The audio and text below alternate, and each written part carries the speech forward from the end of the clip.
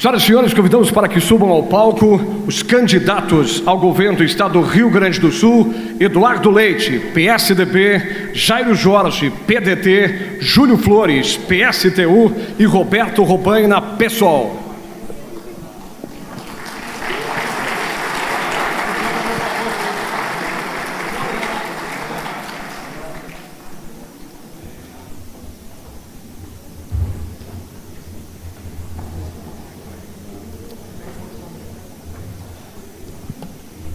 Vamos apresentar alguns trechos aqui das regras para a condução do painel entre os candidatos ao governo do estado. Em reunião do Parlamento Regional e SIC Serra e dos representantes da maioria dos pré-candidatos a governo do Rio Grande do Sul, ficou decidido: o evento deve ser pautado pelos princípios de ética e respeito entre os candidatos, partidos e coligações participantes. Cada candidato poderá indicar suas assessorias à organização do painel até às 18h45, no máximo 3 assessores por candidato.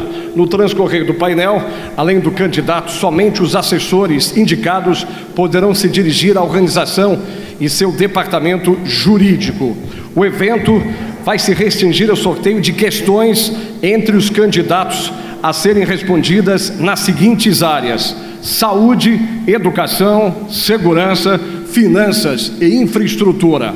A ordem de candidatos também será por sorteio. Inicialmente, cada candidato terá 3 minutos para a sua apresentação e considerações iniciais. Na sequência, cada candidato terá 3 minutos para responder cada questão sorteada, que serão no total 5 questões para cada candidato, uma para cada área, em sistema de rodízio para as respostas, em que o primeiro candidato a responder será o segundo na próxima e assim por diante.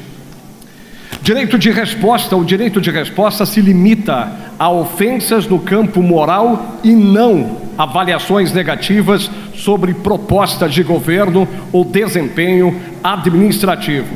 As questões serão formuladas pela OAB do Rio Grande do Sul, subseção Farroupilha, SIC Serra, SIC Farroupilha, de forma antecedente, sem conhecimento prévio dos candidatos. As regras foram informadas à Justiça Eleitoral, necessitando a aceitação de 2/3 dos candidatos. Lei Geral das Eleições, Lei Federal número 9.504/97. Vamos ouvir a manifestação de cada candidato. A gente convida a Gabriela, por favor. Passa a pequena urna que vai ter, cada bolinha tem um número e vai dar a ordem para se apresentar, e depois vai ser a sequência também. Eduardo Jorge é o terceiro a se manifestar. Eduardo Leite é o terceiro a se apresentar. Jairo Jorge. Jorge, só me repete, Jairo, qual é o número? É o primeiro a se manifestar. Júlio, o segundo.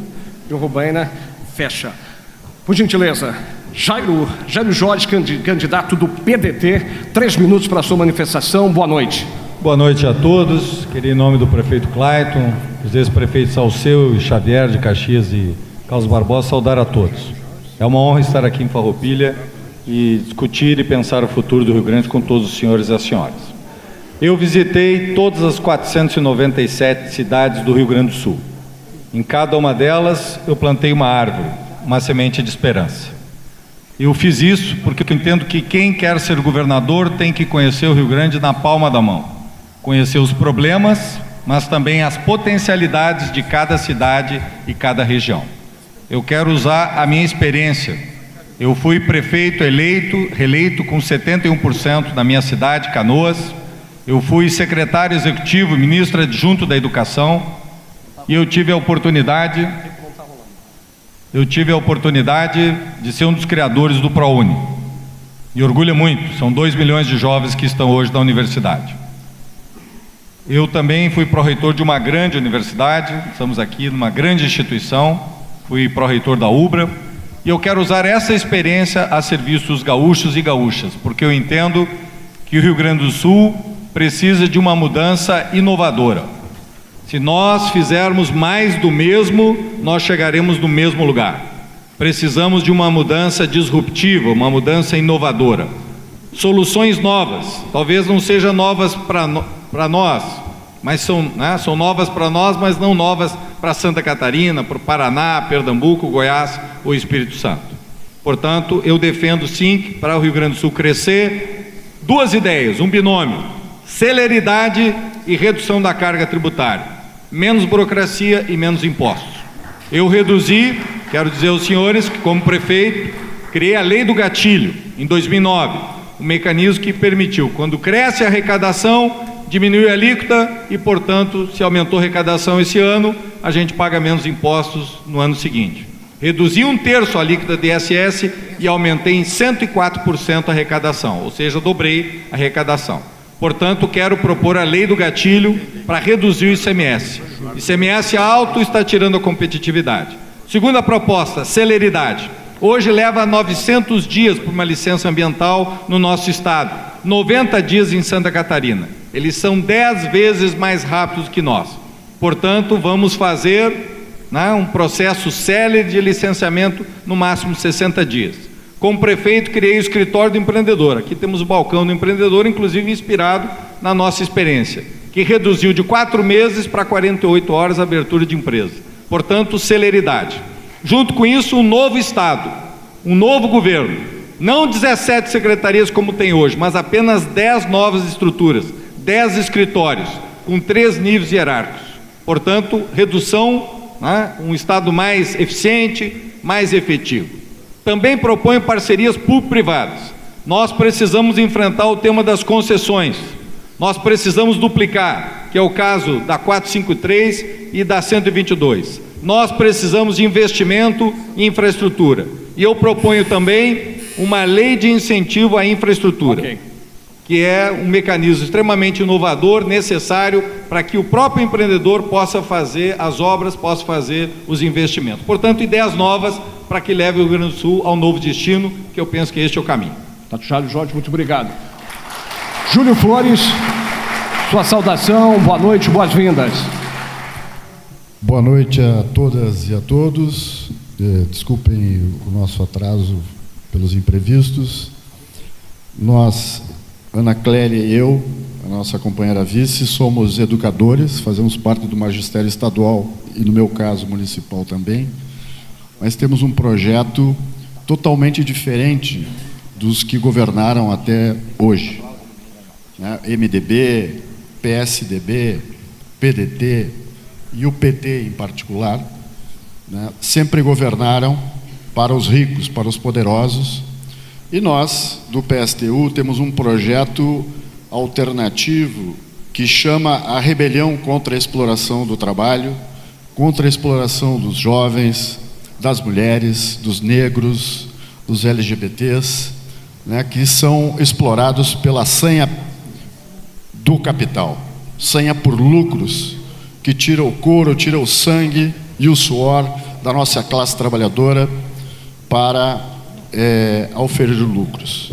E nós queremos e fazemos um chamado a uma rebelião contra a exploração e particularmente para colocar na cadeia os corruptos e os corruptores e confiscar os seus bens, porque esse dinheiro não deveria nunca ter saído dos cofres públicos e está na mão de meia dúzia de larápios, de ladrões que roubaram o país. Então, uma rebelião nesse sentido, para apontar um caminho de mobilização, um caminho de organização da nossa classe para constituir um governo socialista dos trabalhadores, que ataque os privilégios do grande capital, dos banqueiros, dos industriais, dos latifundiários, dos grandes comerciantes, e beneficiar aqueles que sempre são explorados, que criam e geram a riqueza desse país, mas que essa riqueza vai para a mão de meia dúzia de poderosos, e nós queremos inverter esta lógica de colocar os trabalhadores no poder para tomar conta daquilo que os trabalhadores mesmos produziram, que é a riqueza desse país. Um governo construído em conselhos populares, com os seus delegados, os seus representantes eleitos em assembleias das fábricas, do grande comércio, enfim, dos lugares de trabalho, da periferia das cidades, do campo e da cidade, constituindo um conselho que vai efetivamente governar o Estado e o país, porque nós temos um projeto nacional com a nossa companheira Vera Hertz, substituindo todas essas instituições podres da dita democracia, que de democracia só tem uma democracia para os ricos, substituindo a Assembleia Legislativa, os governos e o Congresso Nacional. Obrigado. Muito obrigado. Júlio Flores, obrigado. Candidato Eduardo Leite, do PSDB, boa noite, boas-vindas.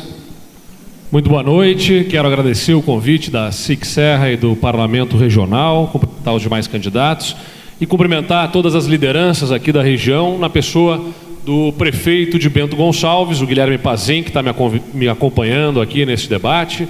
Em nome dele, vereadores, lideranças que estão reunidas aqui. Aliás, quero cumprimentar a iniciativa do Parlamento Regional como movimento de integração para que as pautas de desenvolvimento dessa região possam ser apresentadas de forma coordenada e também a iniciativa deste debate.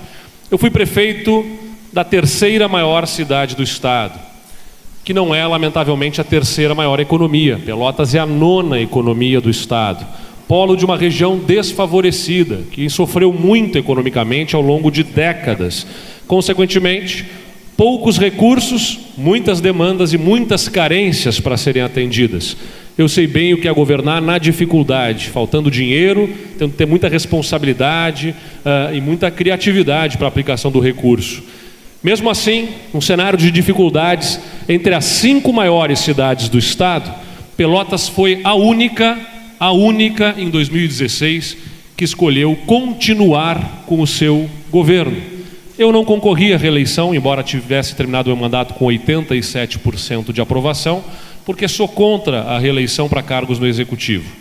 Acho que não é oportuno no nosso sistema político brasileiro, com a fragmentação política que a gente tem, e também porque eu acho que a gente tem que fazer política com desprendimento, abrindo espaço para novas lideranças. Apoiei minha vice-prefeita, ela foi eleita com a maior votação da história da cidade, pela primeira vez num primeiro turno. Não é porque a cidade tenha deixado de ter problemas, ainda existem muitos problemas, evidentemente, mas a cidade passou a olhar para o futuro com confiança, né? Foi falado aqui sobre autoestima, e a autoestima, ela vem não de nós fazermos campanha para as pessoas terem mais autoestima, vem de ações concretas, de soluções que têm que ser apresentadas. Nós tivemos soluções para a nossa cidade que animaram a nossa população.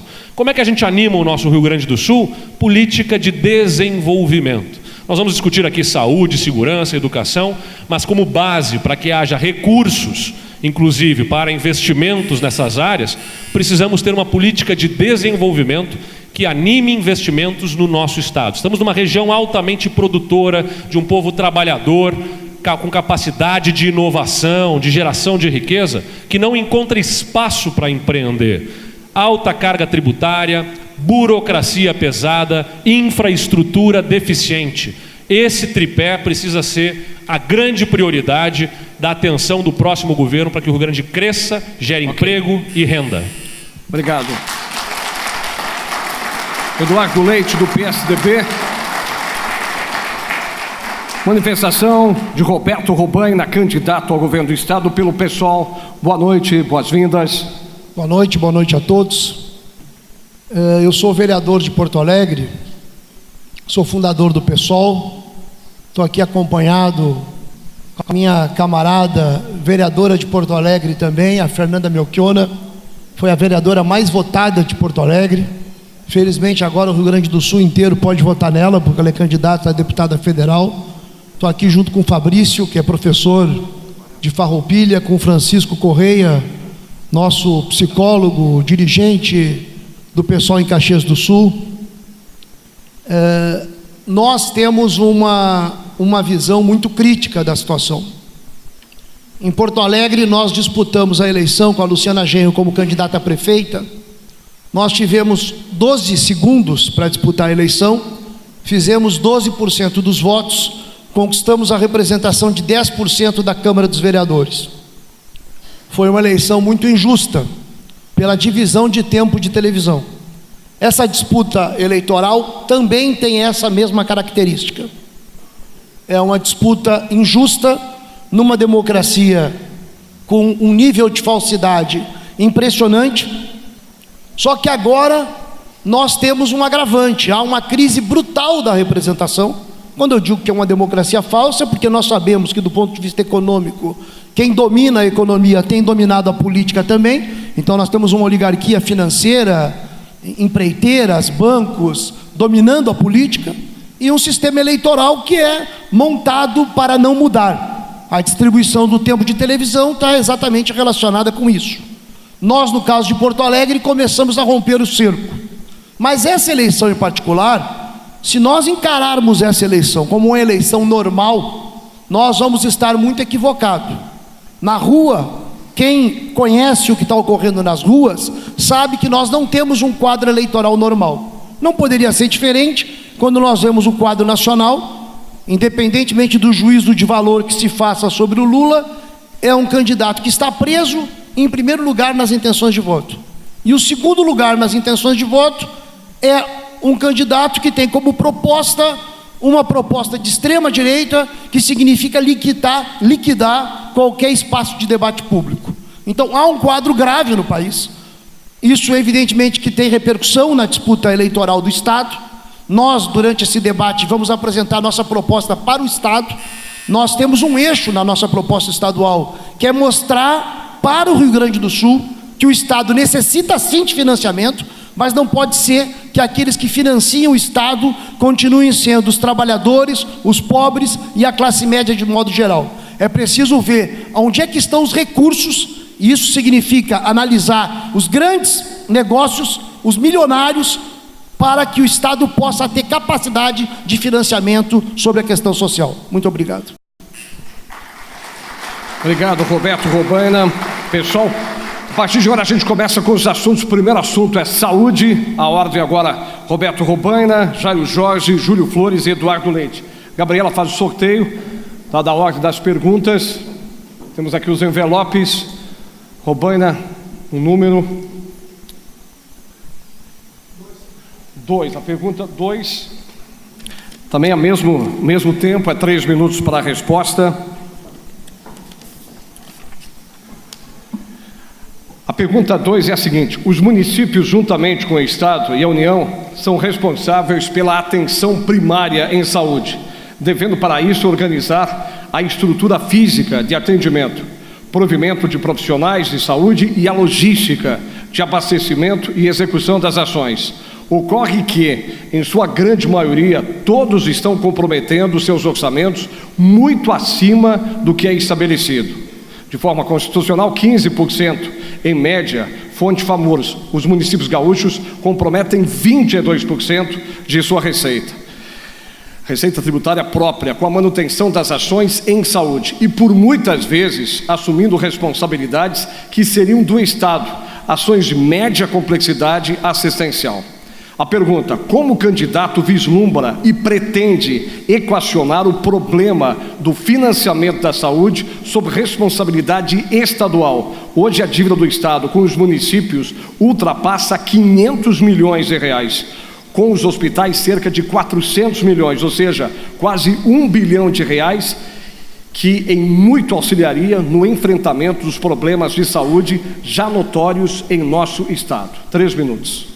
Bem, obrigado. Primeiro, é preciso marcar uma coisa, que o governo Sartori, o governador Sartori, que não está aqui, mas a gente é obrigado a falar sobre o seu governo, o governo não cumpre o que é constitucional da saúde. O governo diz que cumpre, mas o Tribunal de Contas mostra claramente que atualmente o governo não repassa mais do que 9%, quando a obrigação constitucional é repassar 12%. O tema da saúde, eu espero que a gente tenha uma oportunidade de discutir também as questões das finanças e das receitas, porque se não discutir receita, tudo que for discutido sobre saúde acaba virando palavras ao vento, porque nós sabemos que há necessidade de financiamento. No plano nacional, a emenda que foi aprovada é uma emenda que proíbe por 20 anos, eu não acredito que isso possa vigorar, porque se isso vigorar, nós vamos ter uma destruição da saúde e da educação pública sem precedentes. Nós já vimos aí a ameaça de que os recursos do CAPES, o que significa liquidar com a pesquisa, no Brasil, ciência e pesquisa, e tem muita importância, nós temos 22 mil pessoas que já registraram definitivamente em 2017 sua saída do país, e mais gente vai sair se nós liquidarmos a ciência, a tecnologia e o financiamento. Na saúde, a mesma coisa. Essa emenda constitucional, essa emenda é a chamada PEC da morte, realmente liquida os estados. E aqui nós sabemos que o Estado não só não cumpre a Constituição, como também abandona os municípios, abandona os hospitais. Eu recebi do pessoal da Câmara dos Vereadores, do presidente da Câmara dos Vereadores de Caxias, que eu acho que é um exemplo sintomático, ilustrativo, porque Caxias é a segunda cidade do Estado. Caxias está entre as 40 maiores cidades do Brasil, não só uma cidade importante no estado do Rio Grande do Sul. A demanda pelo Hospital Geral, que é 100% SUS, uma demanda que mostra que, com o início de 2009, para completar o hospital, seriam necessários 6,5 milhões de reais. 6,5 milhões de reais, nós não estamos falando de um volume de recursos tão significativo. E vejam só, Caxias do Sul demandando. Caxias do Sul, de onde tem o governador. E de onde tem um nível de riqueza importante em termos de tributos e, portanto, de capacidade para ajudar o Estado a resolver os seus problemas. Nós sabemos, portanto, um outro dado que eu não tinha e que agradeço, e sempre vir nessas reuniões é muito importante para aprimorar nosso conhecimento. Eu sei que nós temos 700 mil gaúchos e gaúchas esperando mais de 2 anos por um atendimento, por uma consulta, mas os dados indicam que desses 700 mil, 40 mil pessoas são em Caxias. Na região, portanto, é muito mais que isso. De tal forma que é necessário, sim, ter receitas, garantir o pagamento dos hospitais, garantir que haja uma política clara de saúde da família para que nós tenhamos, de fato, assistência básica. Obrigado, candidato Robaina. Sorteio rapidamente, são 5 perguntas. Pergunta número 1. Candidato Jair Jorge, a pergunta é a seguinte: assunto saúde, Sistema Único de Saúde, uma responsabilidade de todos os entes federados. Como o candidato avalia a rede hospitalar da Serra Gaúcha, o que pretende obter dessas casas de saúde e o que e onde irá investir recursos financeiros para melhorar o atendimento nos hospitais desta região?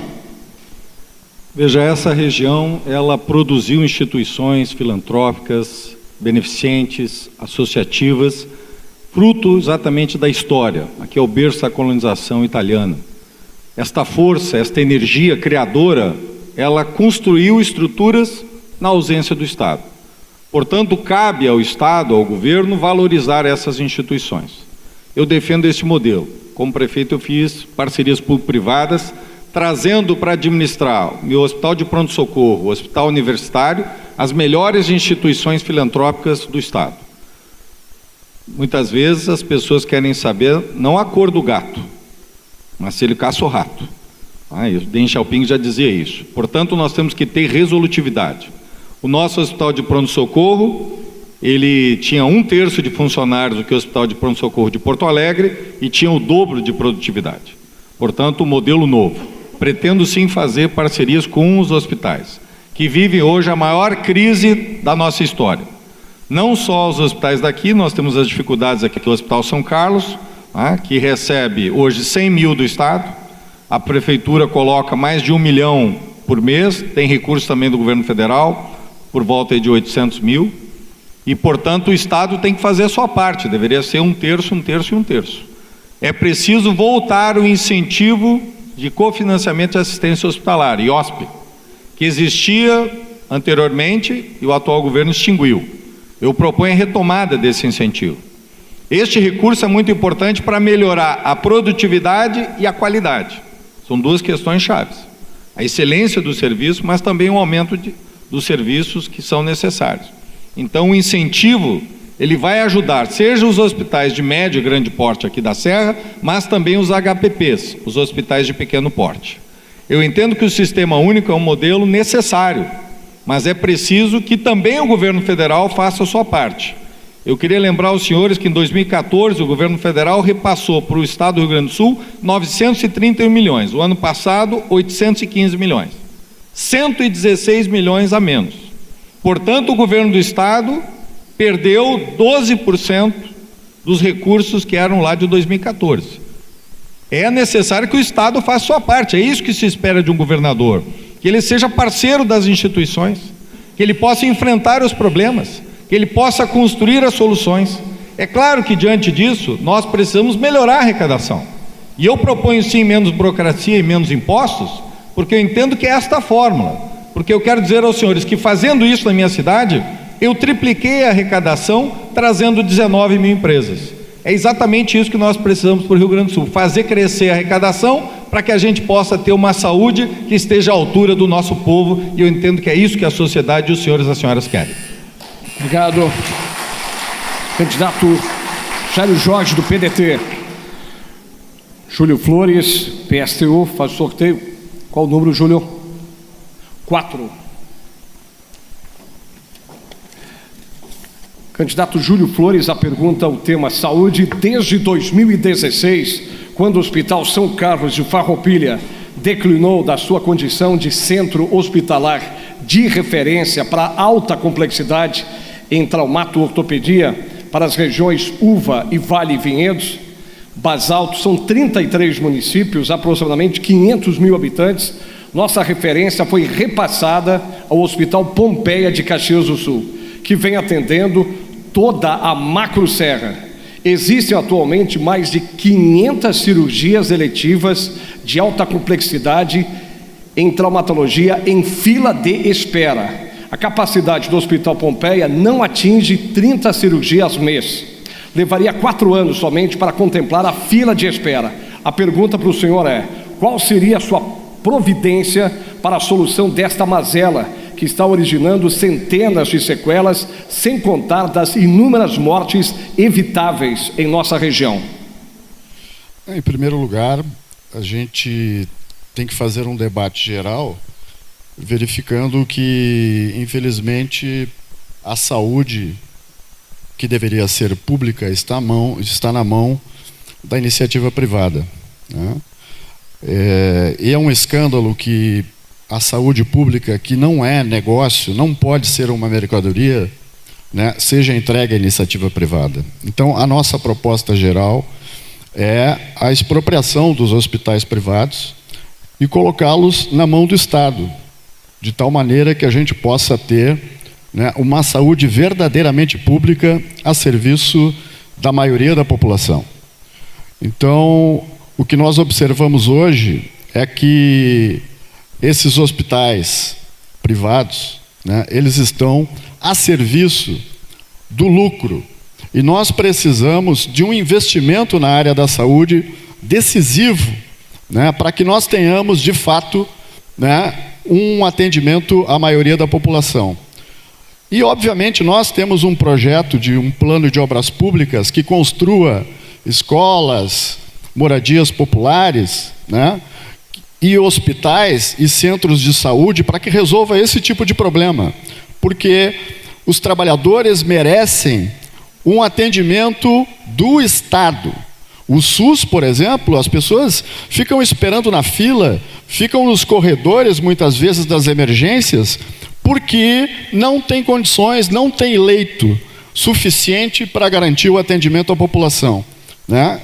E, particularmente, no atendimento de alta complexidade, ainda é pior, porque muitas vezes, né, em geral, o que acontece é que, né, os trabalhadores, as prefeituras, enfim, do interior do estado, têm que levar para Porto Alegre os pacientes, quando a gente sabe que, se tivéssemos um hospital regional, né, postos de atendimento qualificados, centros de saúde nas regiões garantidos pelo Estado, com um investimento pesado em saúde, nós poderíamos ter um atendimento muito melhor.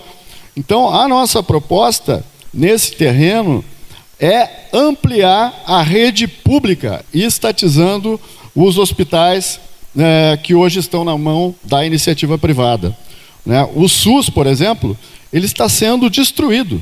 Ele está sendo colocado na berlinda. A saúde, os investimentos que o governo Sartori deveria fazer, ele não investe, né? Ele prefere, por exemplo, dar dinheiro, facilitar a vida das grandes empresas, como GM, Gerdau, dando isenções absurdas, né? Nós temos hoje, né, no Rio Grande do Sul, os benefícios fiscais com a renúncia, né, com isenção de impostos, que nós, trabalhadores, pagamos, e está na mão dessas empresas, né, de fato, algo como 15 bilhões de reais que deixam de entrar nos cofres públicos, que muito bem poderiam estar sendo investidos não só na saúde, mas também na segurança pública e na educação. Então, de fato, é preciso fazer uma mudança profunda, né, nesse terreno, invertendo as prioridades e colocando o dinheiro disponível, né, naquilo que as pessoas necessitam, na saúde, na educação e na segurança pública. Muito obrigado. Eduardo, é a 3 que sobrou. Vamos lá. Saúde. Eduardo Leite, candidato do PSTB. A Serra Gaúcha compreende 4 regiões de saúde, a saber, Caxias e Hortênsias, Campos de Cima da Serra, Vinhedos e Basalto, Uva e Vales, que conformam, na atual estrutura da regionalização da saúde, a Macro Serra. São 48 municípios em torno de 1.200.000 habitantes. Fonte IBGE, Plano Estadual da Saúde 2016-2019. Em 2011, foi instituído um incentivo financeiro aos hospitais que era denominado IHOSP, que muito auxiliava, sustentação financeira destas instituições. Esse incentivo foi extinto em 2015, criando um verdadeiro abismo para a rede hospitalar vinculada ao SUS aqui na região. A pergunta: em uma provável nova gestão, qual a sua opinião quanto ao incentivo aos hospitais e, se positivo, quais serão os critérios de contemplação das entidades? Bom, respondendo objetivamente, o IOSP servia como complementação para a defasagem dos valores da tabela do SUS, que está absolutamente defasada e que gera para os hospitais esse déficit na prestação de serviços. Contrata-se a determinadas metas na alta complexidade, o que o SUS remunera não paga integralmente aquele serviço e o Estado complementava com os valores do IOSP. Nós vamos recompor a condição do Estado poder complementar esses recursos, não necessariamente na mesma forma do IOSP. E a gente tem que poder dar um passo atrás e identificar. O IOSP foi criado, essa ferramenta de incentivo, ela complementa sem contratar as metas especificamente, faz uma complementação de recursos sem estar associada, muitas vezes, à prestação dos serviços. Alguns hospitais ganham mais, outros menos, mas principalmente a base da sustentação disso era artificial. Nós sabemos que o governo anterior, 2011, 2014, do Partido dos Trabalhadores, usou recursos dos depósitos judiciais. Mais de 5 bilhões de reais, 5 bilhões de reais, para sustentar reajustes salariais e esta complementação no valor com o IOSP, usando para despesas permanentes um recurso finito. É como se pegasse dinheiro da poupança para remunerar servidores para o resto da minha vida. Vai acabar o dinheiro da poupança, a poupança tem um valor lá, vou acabar, e aí, como é que faz para pagar depois? Então tem que ter sustentabilidade em todas as ações do governo. O que eu posso e me comprometo aqui é o seguinte: não esperem de mim um governo em que, para resolver os problemas nos 4 anos em que eu estiver governando esse Estado, nós cavemos um buraco lá para frente, porque foi isso que fizeram nesse Estado ao longo de muito tempo, com os recursos das privatizações, com os saques do Caixa Único, com os recursos dos depósitos judiciais. Aí, naquele período de 4 anos, gera-se uma percepção de bem-estar, tem recurso sobrando, vai o dinheiro para o hospital, mas vai raspando o caixa, acaba aquele dinheiro, entra um governo novo, não tem mais solução. Não, as soluções financeiras em todas as áreas têm que ser sustentáveis. Despesas correntes suportadas com recursos, receitas correntes que sejam garantia para o futuro. E nós vamos então fazer a complementação desses recursos para garantir na alta complexidade a atenção em todas as regiões, fazendo a revisão das referências regionais para que possamos atender as regiões da melhor maneira, E muita atenção na atenção primária também, que foi falado aqui, apoio aos municípios nos programas mais estratégicos, como Primeira Infância Melhor e agentes comunitários de saúde, que são determinantes para a prevenção, para a redução da necessidade na média complexidade e que hoje têm subfinanciamento e acabam sendo também, pelo atraso do pagamento, deixam as prefeituras de atender. Obrigado.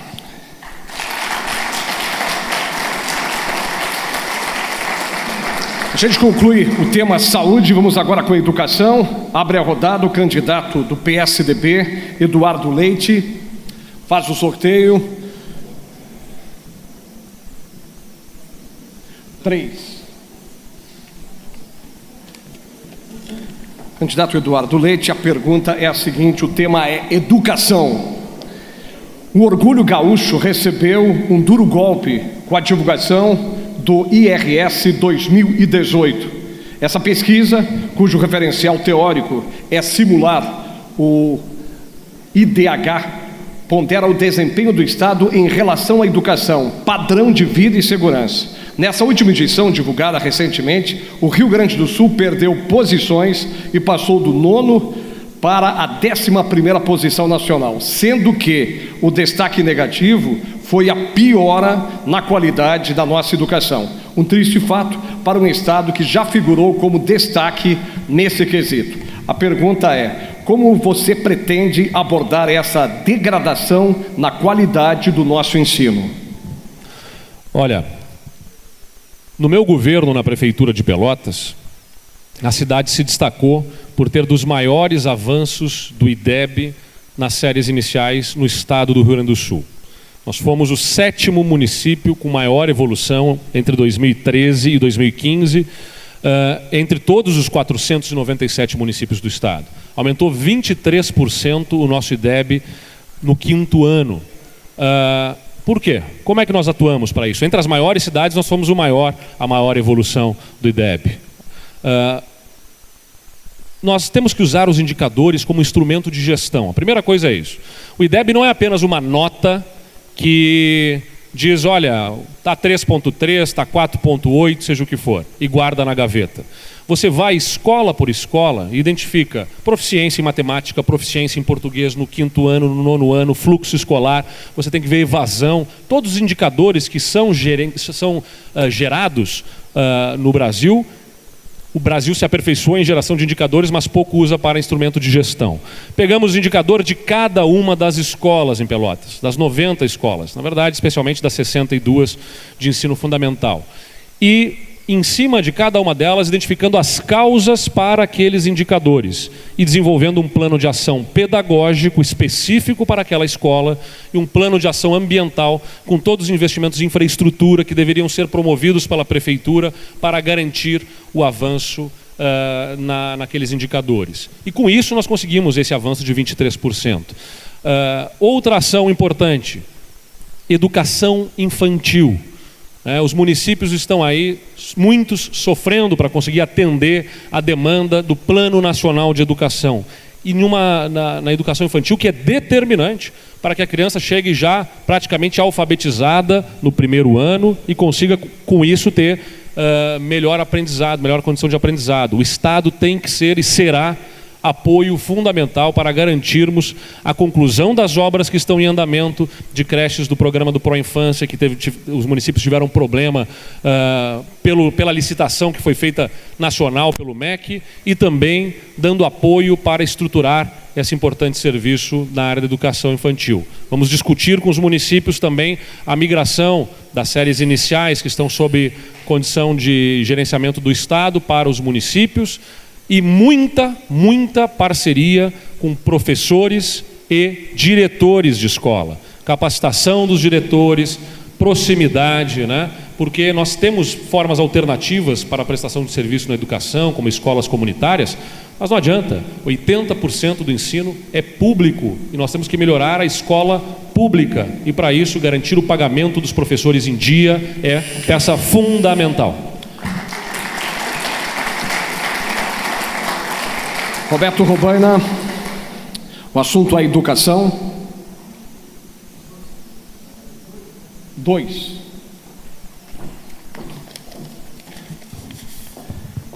Candidato Roberto Robaina, a pergunta é: a carreira do magistério estadual vem, ao longo dos anos, se tornando pouco atrativa para os jovens.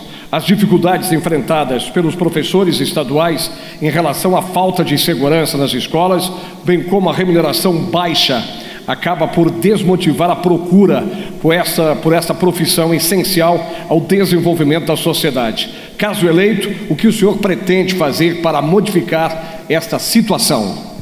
Olha, primeiro tem que pagar em dia o servidor público. Não pagar em dia o servidor público, além de desestimular os servidores, tem um impacto recessivo em todo o Estado. Quem conhece minimamente o comércio na cidade sabe o peso que tem os servidores públicos no comércio das pequenas cidades. Portanto, o projeto do governo de cortar na despesa, e especificamente de cortar nos salários, tem um efeito recessivo. E ao ter um efeito recessivo, evidentemente que o Estado arrecada menos, a iniciativa privada tem menos estímulo para investir, e os servidores, evidentemente que não têm condições dignas de trabalho. Não é à toa que o Rio Grande do Sul está numa situação de decadência no ensino. Essa decadência não chegou ainda, felizmente, nas universidades, mas já está chegando. Isso tem muita importância não ter chegado nas universidades, porque se nós quisermos alguma solução, alguma saída estratégica para o Rio Grande do Sul, nós vamos ter que pensar como o Rio Grande do Sul, a partir da cadeia de universidades que tem, começa a ser um polo de atração de investimento tecnológico. Senão, nós vamos ficar dependentes do agronegócio, especificamente da exportação de soja. Nós vamos desindustrializar o Estado e nós vamos levar o Estado a uma situação de decadência crescente. Quando nós olhamos o quadro salarial dos professores, é lógico que a situação não pode ser boa. Além dos professores serem desrespeitados, os governantes em geral, isso é o que tem ocorrido quase que invariavelmente, responsabilizam os servidores pela crise.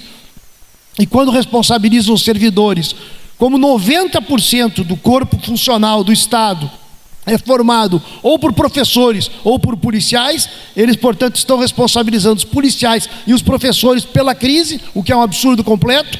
Absurdo ainda maior quando se sabe que por 40 horas, um professor que trabalha em 40 horas, o básico é R$ 1.260. Mas um básico de R$ 1.260, o sujeito não tem como trabalhar de modo... É dificílimo trabalhar. Com salário atrasado e com esse básico, o que acontece em geral nos nossos professores? Trabalham 60 horas. Às vezes mais. Então é uma categoria absolutamente desassistida. É preciso, portanto, investir na educação, garantir o pagamento de salários, ter a política para garantir também o piso salarial, que é pequeno, portanto, respeitar o plano de carreira do magistério e tratar de fazer uma parceria com os professores. Os professores têm muita disposição de trabalho. Apesar de terem uma remuneração baixíssima, têm disposição, e nós sabemos, quem conhece o Estado sabe, que as escolas são um lugar quase que de resistência. Um professor não é só um professor para ensinar matemática e português, ele trata de resolver, às vezes, até problemas que as crianças trazem de casa. Portanto, priorizar a educação é fundamental, e isso é um compromisso da nossa proposta. Obrigado, Roberto Robaina. O assunto é educação. Jairo Jorge faz o sorteio da pergunta. Eu só pediria à plateia silêncio, por gentileza, o respeito aos candidatos na hora da manifestação. Pergunta 4, Jairo Jorge puxou a 4. Candidato Jairo Jorge, educação. Uma sociedade próspera, fraterna e justa passa pela mente daqueles que a compõem. Como o candidato pretende promover, através da educação, a consciência sobre protagonismo do aluno enquanto indivíduo frente à sua existência plena e integrada? Veja, a educação é fundamental para que possamos chegar ao país que desejamos, ao estado que desejamos, ou à cidade que desejamos. É através da educação que chegamos ao desenvolvimento. Todas as nações que hoje são fortes, desenvolvidas, investiram de forma consistente na educação. O Rio Grande do Sul, há 60 anos, tinha metade da sua população analfabeta.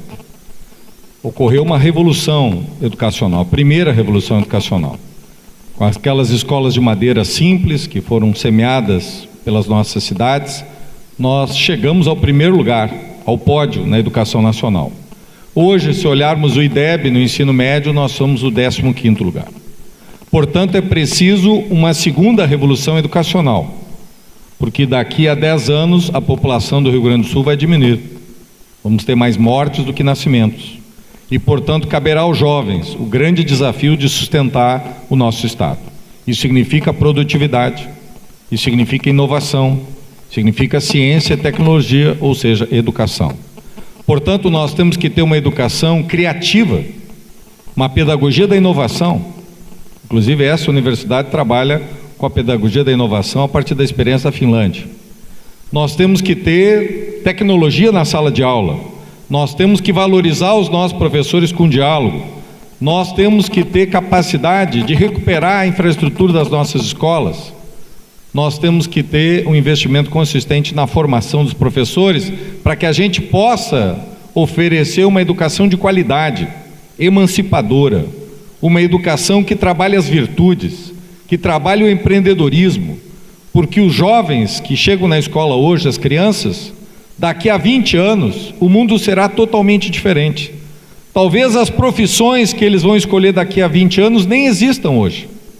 E, portanto, nós temos que prepará-los para esse mundo. A escola é o berço da democracia, a escola é o berço da alteridade. E, portanto, nós temos que tornar essa escola uma educação exemplar. Este é o papel da escola pública, este é o papel do governo do Estado. Eu proponho, sim, fazer isso criando um fundo para a educação. Vamos fazer o Banrisul, não vendê-lo como alguns querem, mas torná-lo ainda mais lucrativo. Deu 1 bilhão de lucro ano passado, o Sicredi deu 2 bilhões e 300.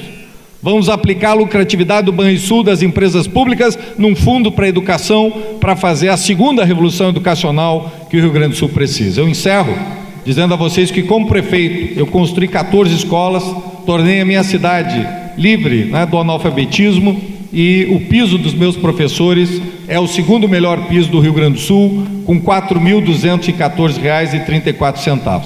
Só fiz isso porque eu tripliquei a arrecadação da minha cidade. O assunto educação, candidato Júlio Flores, é sua pergunta de número 1. A pergunta para o candidato Júlio Flores, do PSTU. Considerando o processo de mercantilização da educação que está em curso com os grandes grupos internacionais que cooptam os estudantes das instituições de ensino superior públicas e comunitárias sem fins lucrativos e que não geram empregos nas regiões onde se instalam, bem como não têm o compromisso com o desenvolvimento econômico e social do seu entorno, a pergunta é: como o senhor candidato vai operar com tal desafio? Pois bem, a educação não pode ser mercadoria, né? E infelizmente a rede privada de educação, e particularmente os grupos econômicos internacionais, estão de olho nessa fatia.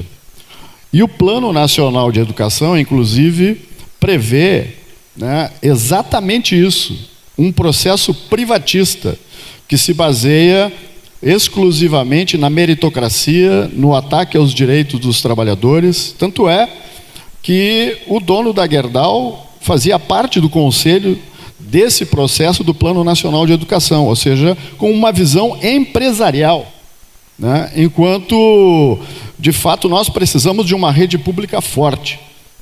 E agora, particularmente, o governo federal está desenvolvendo e aprofundando aquilo que já tinha sido gestado no governo Lula e Dilma, que é o processo de, por exemplo, nós termos uma reforma do ensino médio, em que no ensino médio vai se ensinar até o 3º ano apenas português e matemática, quando a gente sabe que é necessário, que os alunos, os filhos dos trabalhadores, os filhos do nosso povo tenham uma formação integral, que além de compreender esse aspecto da vida, do ensino, é preciso que tenham um conhecimento de história, que tenham um conhecimento de filosofia, que tenham um conhecimento das artes, que tenha essa formação, Então é necessário que a gente mude esse quadro, porque a educação no Rio Grande do Sul, em particular, está sendo destruída, está sendo desmontada. E esse plano nacional aí, essa nova base curricular e a reforma do ensino médio vem a reforçar a destruição. E, obviamente, que um professor que ganha R$ 1.300, que agora quem ganha 1.301 não vai receber em dia, né? Porque é o patamar estabelecido pelo governo. Esse governo está fazendo um crime com a educação do nosso Estado. Não sei se vocês sabem, mas muitos dos nossos colegas, não é os alunos, os professores não têm dinheiro, muitas vezes, para ir dar aula. Então, é preciso acabar com essa indignidade, né? E, de fato, nós precisamos não só pagar em dia, mas ter um projeto educacional que dê uma formação integral para os nossos filhos, para os filhos dos trabalhadores, para que o sujeito possa se localizar no mundo tendo um conhecimento mínimo de todas as áreas para poder, né, compreendendo esse mundo, melhor transformá-lo, né? Mas, na verdade, não. Hoje em dia, o que tem é formação de mão de obra barata para, obrigado, né, enriquecer os mesmos de sempre. Vamos com mais um tema. Vamos com segurança. Agradecemos a empresas parceiras desse painel, Sul Serra Estofados, nosso muito obrigado, e Doricon Móveis. Número 4, segurança, é o tema de agora. As perguntas foram elaboradas pelos órgãos, pelas entidades promotoras. Segurança, candidato Júlio Flores, política prisional. O que o candidato pensa sobre a privatização de presídios e a possibilidade de organização de trabalho obrigatório dentro das estruturas prisionais? Em primeiro lugar, somos contrários à privatização, mas a nossa política é ter um inverso da situação, uma política que resolva o problema social dos trabalhadores, do povo, né? E nós não precisamos mais de ter alguém para prender, né? Nós temos uma política de segurança pública que propõe, de fato, num primeiro momento, a unificação das polícias, a sua desmilitarização, né? Mas a medida mais eficaz do nosso ponto de vista é a descriminalização das drogas. Por quê? Porque com isso nós poderemos, né, trazer à luz do dia aquilo que hoje é clandestino e é um grande negócio, e os chefes do tráfico não estão na vila, habitam os palácios, habitam os parlamentos e os salões do grande capital.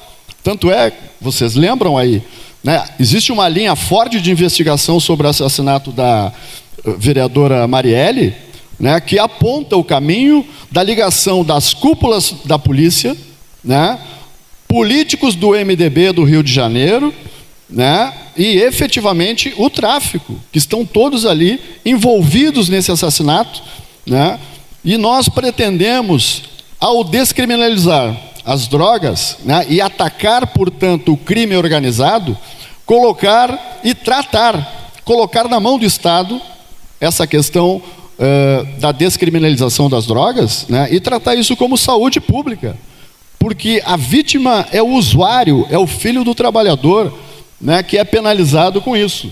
Então, é necessário que aquele usuário seja muito bem tratado, que ele tenha uma receita, né, para poder utilizar, inclusive que tenha um controle, não necessariamente no modelo aplicado aqui no Uruguai, não necessariamente, que seja uma coisa mais ampla, criteriosa, né, da descriminalização, para que a gente possa desarticular o tráfico, porque o grande problema, né, da segurança pública tem origem aí. A nossa política não é mais armas, não é mais tiroteio nos bairros populares, porque o que acontece?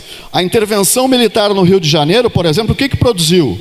Mais assassinatos, inocentes foram mortos, porque a política do governo federal, do MDB e outros partidos é mais armas, é mais enfrentamento, onde? Na vila, no local onde moram os trabalhadores, e eles são vítimas desses tiroteios, do aprofundamento da violência, né? E por isso nós queremos uma polícia desmilitarizada, onde os chefes de polícia sejam eleitos pelos servidores, e a própria polícia, na sua atuação, tem o controle dos nossos conselhos populares, que são eleitos pela comunidade.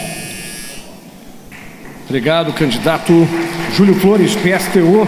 Na ordem, candidato Eduardo Leite, o assunto é segurança. Pergunta número 3.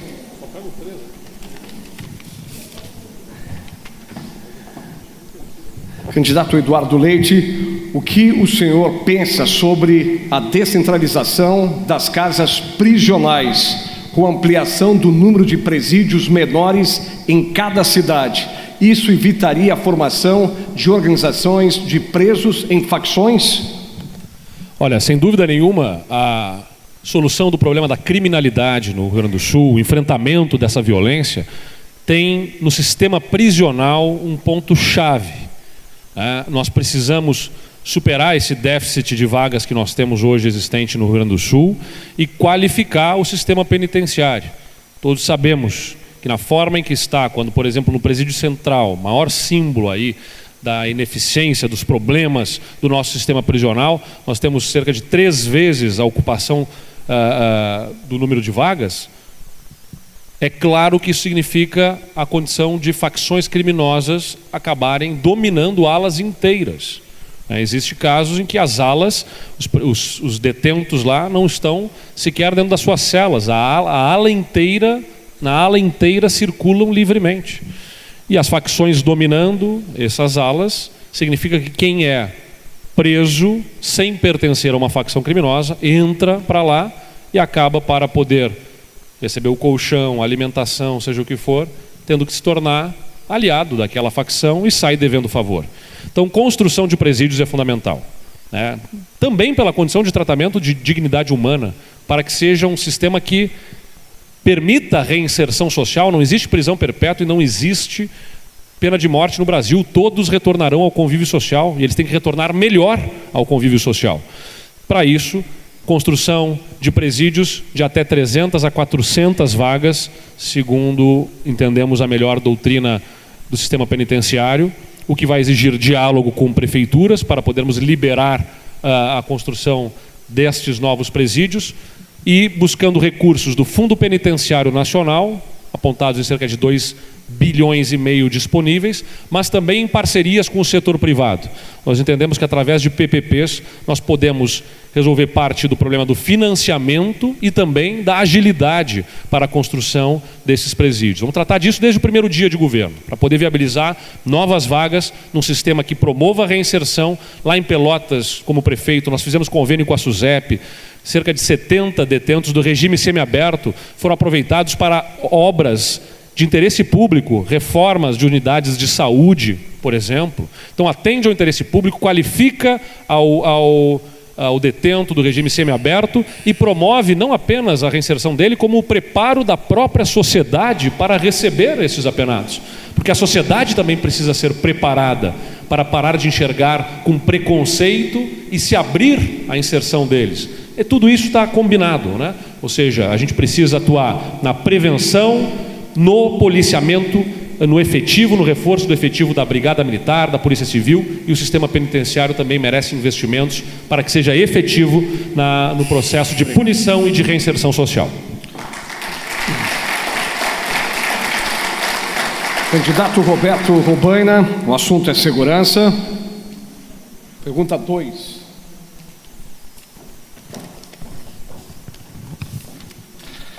Candidato, a pergunta é: inteligência e tecnologia. O que fará o candidato com vistas ao trabalho integrado das polícias com inteligência e uso da tecnologia para prevenir e reprimir a criminalidade? Eu acho que é assim, primeiro tem que ter contexto. O tema segurança é muito complexo. Há uma candidatura nacional que dá uma resposta simples diante do desespero da população, porque nos últimos 5 ou 10 anos se agravou muito a questão da segurança pública, e a resposta que o Bolsonaro dá é uma resposta simples e errada. Porque é um problema complexo, a resposta simples vai ser sempre errada. E a resposta que o Bolsonaro dá é bandido bom, bandido morto, construa-se prisões e o problema vai ser solucionado. Nós sabemos que não é assim. O caso do Rio Grande do Sul, e o pessoal, eu quero dizer para vocês, o pessoal pessoal tem muita acumulação no tema da segurança. E a acumulação é por conta do trabalho nacional que nós temos no assunto, sobretudo no Rio de Janeiro. Não é à toa que no Rio de Janeiro tem dois polos que estão crescendo na política. O PSOL por um lado e o Bolsonaro por outro. São duas posições que estão crescendo no Rio de Janeiro. No Rio, a acumulação que nós temos é o trabalho do Marcelo Freixo, que foi o deputado Fraga no filme Tropa de Elite 2, responsável em 2008 por uma CPI que colocou 500 pessoas em investigação, mais de 200 na cadeia, entre vereadores, deputados, policiais. Provavelmente a morte da Marielle esteja relacionada com a vingança ao próprio trabalho do Freixo. No caso específico nosso, que ainda não tem o quadro do Rio de Janeiro, mas está indo na mesma direção, nós já tivemos em Porto Alegre policiais envolvidos com os grupos do tráfico das regiões mais periféricas da cidade. Nós temos no Rio Grande do Sul 40 mil presos. Em 2000, há 18 anos atrás, nós tínhamos 13 mil. E nós sabemos que a situação piorou. Portanto, só o encarceramento é uma coisa óbvia que não resolve. Tem que ter uma mudança da política de segurança pública. O Júlio colocou um tema que é pauta nossa também. Nós achamos que a política de drogas fracassou de modo absoluto no Brasil. Já é inclusive recomendação de comissões da ONU de mudar a política. Nós sabemos que a política de drogas na América Latina começou por orientação da ONU quando Nixon era presidente dos Estados Unidos. Isso já está totalmente defasado. Sabemos também que não compete ao governo do estado mudar a legislação nacional, embora tenha sim competência cada candidato a apresentar sua visão da questão nacional, porque segurança pública é sim uma questão nacional, mas embora não tenha competência para mudar a legislação, o governo tem competência para indicar uma prioridade. E para nós a prioridade na política de segurança pública é o combate a homicídios, latrocínios, feminicídios, agressões contra as mulheres, que só em 2017 nós tivemos 30 mil casos de lesões corporais. Então é preciso fazer com que o foco da polícia seja o combate aos crimes contra a vida. 3% hoje só do presídio é casos de homicídio. Isso tem que mudar. Obrigado. Roberto Robaina, pessoal. Jairo Jorge, fechando a rodada, a pergunta de número 1 é a seguinte: qual a proposta do candidato em relação ao número de policiais civis e militares na ativa, bem como suas condições de trabalho, seja em termos de estrutura, como também de gestão? Veja, se nós tomarmos 31 de outubro do ano passado, nós chegamos a 15.810 brigadianos. Só para que os senhores tenham uma ideia, é o menor efetivo da história da Brigada Militar desde 1975. Vamos tomar como referência 1991, quando o Colares assumiu o governo. Nós tínhamos 29.962 brigadianos. A população aumentou 25% e hoje nós temos menos 16 mil, portanto, metade do que nós tínhamos. Por isso nós temos esse crescimento dos assaltos a banco. 180 assaltos a banco ano passado. Até agora foram mais de 115 assaltos a banco. Queria tomar alguns dados. Nós tivemos um incremento nos homicídios em 11%. Ano passado foram 3.022 homicídios. Queria lembrar que houve um incremento de 2014 para 2017 de 165% no roubo de cargas, que é muito importante para essa região. E queria também aqui lembrar que foram, ano passado, 4.372 estupros, um incremento de 36%, exatamente porque se desmantelou as estruturas de proteção. Portanto, nós temos que ampliar o efetivo, sim, de forma progressiva.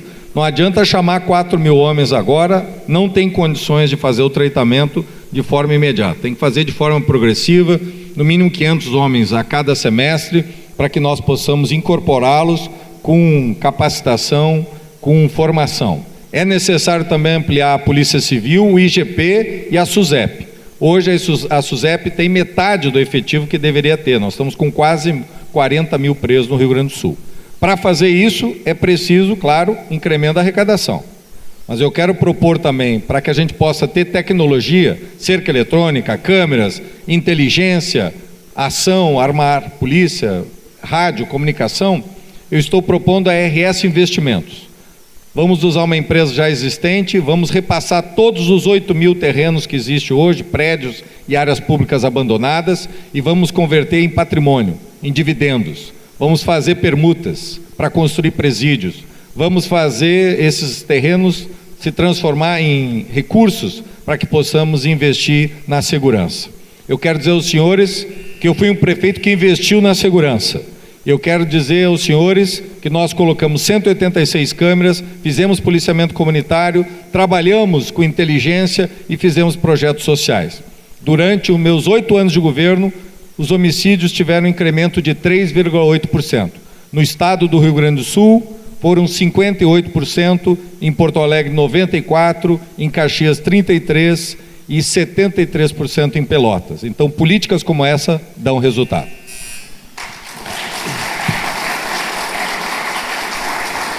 Obrigado, candidato Jairo Jorge, do PDT. Nós vamos agora para uma rodada dupla. Serão 2 perguntas intercaladas sobre finanças e infraestrutura. Eu repito, as perguntas foram enviadas pelas entidades promotoras do evento. Agradecimento ao núcleo das artesãs da SICS pelo apoio nesse evento. Pergunta número 2. Perguntas relacionadas à economia, finanças e infraestrutura. Abrindo a rodada, o candidato do PDT, Jairo Jorge. Há praticamente 40 anos, o Rio Grande do Sul gasta mais do que arrecada, o que trouxe o nosso estado para uma crise de finanças públicas sem precedentes. Gasta-se hoje quase 80% das receitas do estado com a folha de funcionários, considerando-se os ativos, inativos e pensionistas. Diversos governadores adiaram o verdadeiro encontro de contas, sacando recursos de depósitos judiciais, ainda que seja uma medida autorizada pela Assembleia. Trata-se de uma medida controversa, pois não resolve a raiz do problema e aumenta ainda mais o endividamento do Estado. A atual administração ousou ao atrasar os salários dos servidores, uma atitude que pode ser considerada corajosa por expor a realidade das nossas finanças públicas a custo político elevado, mas sem recorrer a artifícios que só adiaram o problema para as administrações futuras. Mesmo assim, o problema ainda não resolvido de forma estrutural. A pergunta: como governador do nosso estado, como o senhor pretende enfrentar de forma definitiva esta crônica indisciplina de gastos, de forma a permitir que o estado volte a recuperar sua capacidade de investir, reduzir impostos e retomar sua competitividade? Veja, não existe solução mágica para o Rio Grande do Sul. Adoraria ter uma cartola e tirar um coelho. Todas as soluções são difíceis, nem tem solução fácil. Nenhuma solução é simples, todas são complexas. Mas tem solução desde que as soluções sejam inovadoras. Por que eu digo isso? Porque Santa Catarina, entre 2011 e 2014, teve um crescimento de 18%, Pernambuco 17%, Goiás 24,9%, e o Paraná, que tem o mesmo PIB do Rio Grande do Sul, cresceu 34,7% a sua arrecadação, porque eles adotaram soluções inovadoras. Menos burocracia, menos impostos, faz parte destas ideias que permeiam esses estados que são governados por partidos totalmente diferentes, mas inovaram. Tiveram capacidade de criar novos mecanismos para que pudessem ser estados que recebam, não estados hostis como é o nosso. Nosso é um estado hostil ao empreendedorismo. Lá eles acolhem e recebem empreendedorismo. Todos os governadores de 95 para cá, com o fim da inflação, fizeram 4 coisas: ou aumentar impostos, ou vender empresas públicas, ou usar depósitos judiciais, ou usar o caixa único. Estas soluções estão esgotadas, não tem sustentabilidade. Eu defendo sim um novo momento. Acredito firmemente em menos burocracia, ter celeridade, licença célere em 60 dias, o empreendedor cumprir os pré-requisitos, tem o checklist, no 60º dia a licença é automática, ela é impositiva. Nós temos que inverter a lógica.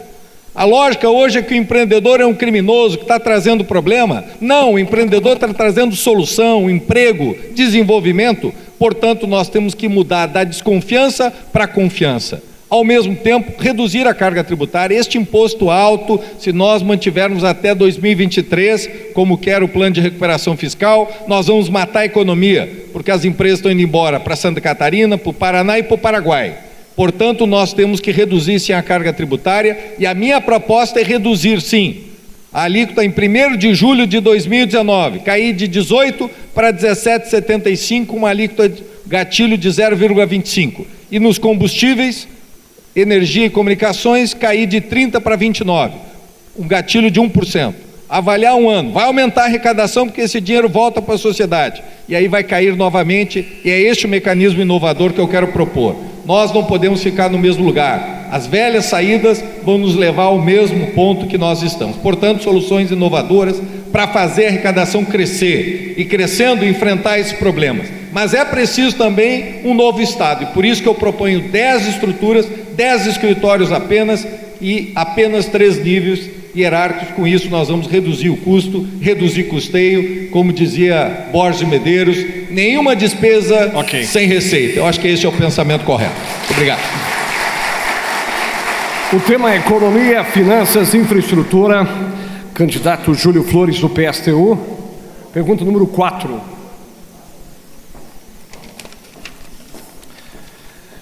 Candidato, a pergunta é: como se não bastasse o fato de o nosso Estado gastar muito mais do que arrecada, o parque de empresas controladas pelo Estado do Rio Grande do Sul segue o exemplo do seu controlador e exibe desempenhos medíocres, com acúmulo de prejuízos e dívidas incalculáveis, representando mais uma bola de ferro arrastando-se no pé dos contribuintes gaúchos. Com exceção do Banrisul, que apesar de lucrativo, exibe indicadores de rentabilidade e eficiência inferiores aos seus pares privados.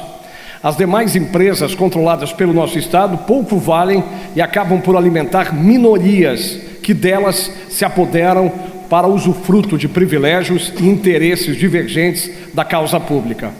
Qual o seu plano para as empresas controladas pelo nosso Estado? Em primeiro lugar, nós queremos anular a extinção das fundações que foram promovidas pelo governo do Estado, porque, ao contrário do que se diz, que se arrecadaria um bom dinheiro com isso, na verdade, de fato, esse dinheiro que pode vir a se arrecadar com isso e com as privatizações é irrisório, né, se nós considerarmos o valor incalculável, inestimável, né, dessas fundações como a FEPAGRO, a Cientec, a Zoobotânica, enfim, todas as fundações, a Piratini, no terreno da ciência e da tecnologia, né, que poderia induzir o desenvolvimento econômico e social do Rio Grande do Sul, né, é um valor, né, inestimável. Então, esse dinheiro com privatizações e entrega do patrimônio, né, um dia acaba, e bem rápido, né, até porque os valores aí envolvidos são irrisórios. Eu acho que é necessário, por exemplo, a gente reestatizar a CRT, que foi privatizada lá no governo Brito. A gente precisa reestatizar a parte da CE, que foi privatizada, que foi entregue à iniciativa privada, né, que o governo quer privatizar agora, né, e colocá-las, quer privatizar também a Sulgás, a CRM, a Corsan, ou seja, ele quer entregar o patrimônio público que está a serviço da maioria da população, né, e que nós precisamos recuperar para o governo do Estado e para o povo gaúcho. Então, esse é um aspecto que nós levantamos indispensável. E mais, o governo colocou as ações do Banrisul, inclusive, na Bolsa de Valores, o que é um processo de privatização sem fazer o leilão da empresa, né? Mas, de fato, ele está entregando, né, para os grandes investidores, entre aspas, que só querem lucrar muito. Então, do nosso ponto de vista, é preciso recuperar essa capacidade do nosso Estado e colocá-las a serviço da maioria da população. Por outro lado, os recursos que se quer aí e que se necessita, nós temos para a educação, por exemplo, tem 4 bilhões por ano do Fundeb, que está no caixa único do governo do Estado, né, e que serve para outros fins diversos daquele que poderia muito bem estar financiando o pagamento do piso para os educadores, que sequer foi pago. O Tarso Genro assinou como ministro a lei do piso, mas chegou aqui no governo e não cumpriu. Esses 4 bilhões poderiam muito bem pagar o piso dos educadores, né? Mais do que isso, a dívida com o governo federal, que está em 4 bilhões, poderia muito bem ser investido em outras áreas de recuperação. Obrigado, candidato Júlio. Da nossa capacidade de investimento. Economia e Finanças, Infraestrutura, Eduardo Leite, pergunta 3.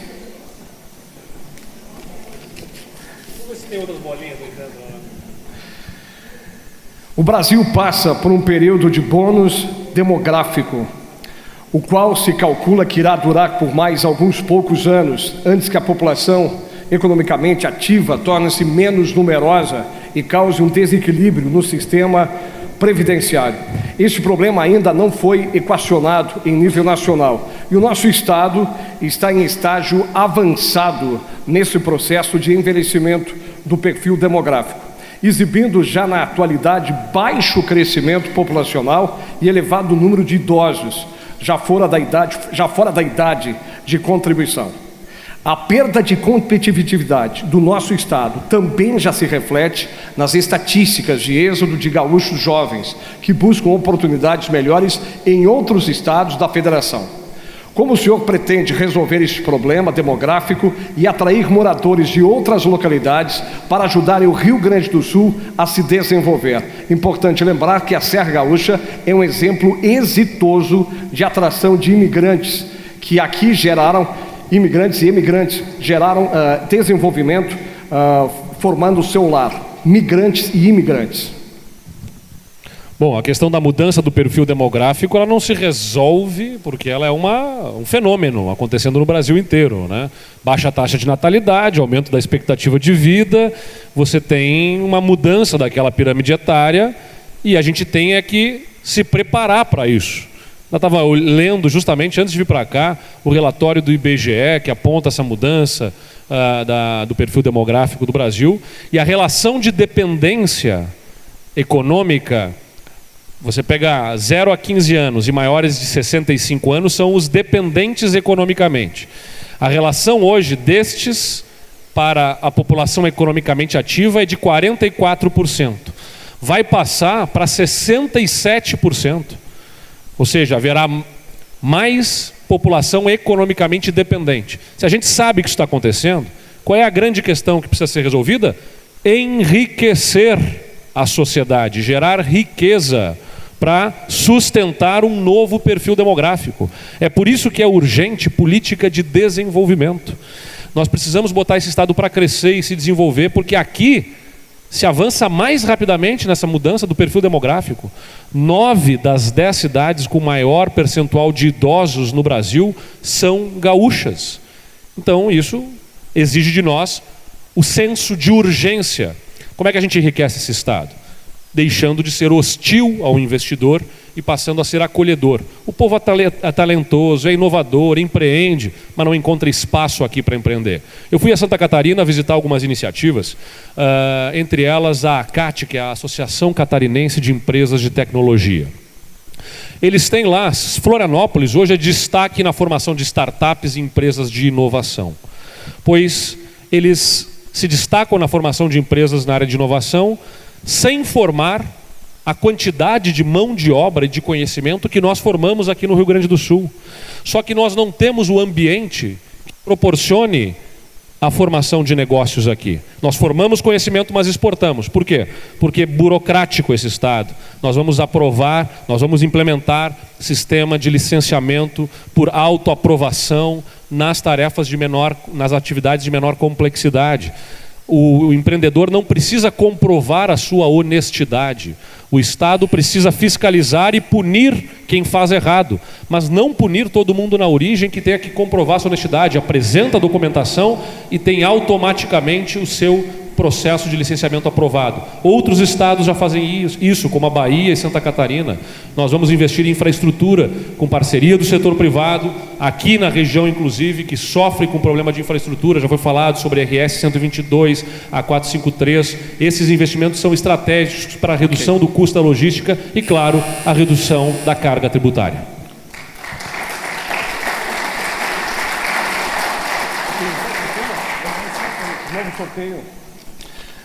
Roberto Robaina, pergunta de número 1, para fechar essa rodada. Em 2002, o PIB do Rio Grande do Sul representava 7,1% do PIB do Brasil.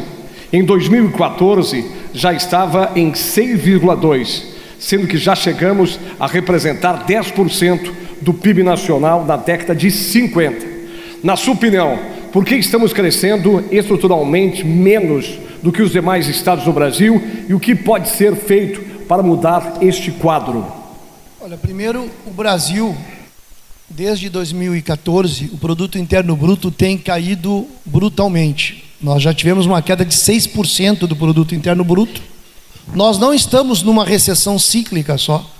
Existe uma depressão no Brasil, essa é a razão pela qual está sendo tão difícil a retomada econômica. Evidentemente que se combinou com um problema político, porque o país foi bagunçado mais ainda do que estava nos últimos 2, 3 anos. Então essa bagunça política também dificulta o desenvolvimento econômico. E a aposta do Rio Grande do Sul ao longo dos últimos anos tem sido centralmente num estado cujo destino é ser exportador, cada vez mais exportador de soja. Nós estamos desindustrializando o Rio Grande do Sul. É lento o processo de desindustrialização? É lento, mas já está se fazendo sentir com a queda do PIB. Mas, atenção, eu vi algumas perguntas, eu quero deixar claro para vocês, eu não sou candidato a governador para ser gerente dos interesses de grupos empresariais, sobretudo dos grandes grupos empresariais. O exemplo da FEE, eu digo que as perguntas estão um pouco embutidas na visão inversa do que deve ocorrer. Vocês falaram da Fundação Econômica e Estatística. Nós fechar a FEE, por exemplo, a FEE, até o Pedro Simon foi contra o fechamento da CE. O Bruno Torres, que fez o programa do Sartori para 2014, foi contra o fechamento da FEE. O Rio Grande do Sul não tem condições hoje nem de calcular o PIB, nem o PIB regional, nem a taxa de desemprego. O Rio Grande do Sul está às escuras no ano de 2017, porque o Sartori fechou a FEE, contratou a FIP, só que a FIP não pode ter acesso aos dados sigilosos que o IBGE tem, porque é uma empresa privada. Então, o nível de desestruturação do serviço público é brutal. Nós precisamos aumentar a capacidade do Estado de induzir a economia. É lógico que o desenvolvimento econômico num país capitalista, ele é dado pela iniciativa privada, mas a iniciativa privada tu pode priorizar os grandes, os médios e os pequenos, e nós temos um capitalismo atrasado no Rio Grande do Sul, também atrasado no Brasil, mas aqui nós estamos falando do Rio Grande do Sul. Quando tu tem um capitalismo atrasado, tu tem que buscar incentivar o pequeno e o médio, sobretudo se tu tem o Estado. O Estado para os grandes é o que está ocorrendo hoje. Nós temos 4 pontos de aumento de receita e não tem escapatória. Vai ter que se discutir aumento de receita. Só discussão de despesa não vai ser possível, porque já se corta policial, já se corta professor. É inviável. Óbvio que tem corrupção, tem cargos de confiança em excesso, mas a despesa tem um nível de elasticidade razoável. Tem que aumentar a receita. E tem 4 pontos de aumento da receita. O tema da sonegação, o tema das receitas ligadas a crédito presumido para grandes empresas, Lei Candir e dívida. Essas duas primeiras competem diretamente ao governo e nós precisamos aumentar a arrecadação, combatendo a sonegação e acabar as isenções fiscais injustificadas. Obrigado. A gente abre a segunda rodada. O Roberto Robaina, o candidato Roberto Robaina, do PSOL, inicia Economia, Finanças, Infraestrutura. 4.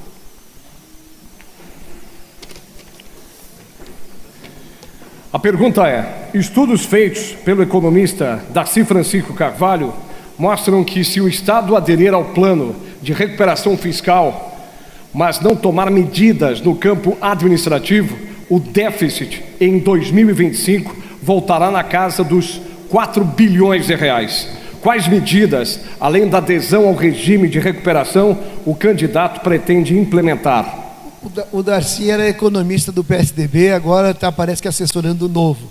Eu prefiro, vou te dizer, que a gente comece a fazer discussões econômicas com economistas. O Rio Grande do Sul tem um nível de construção de economistas muito qualificado. Tem um deles, que é pouco conhecido, infelizmente, nos meios políticos, que está pautando o debate nacional sobre o tema dos dividendos, que é o Sérgio Gobetti, do IPEA, que está fazendo com que haja uma mudança, inclusive, do paradigma nacional.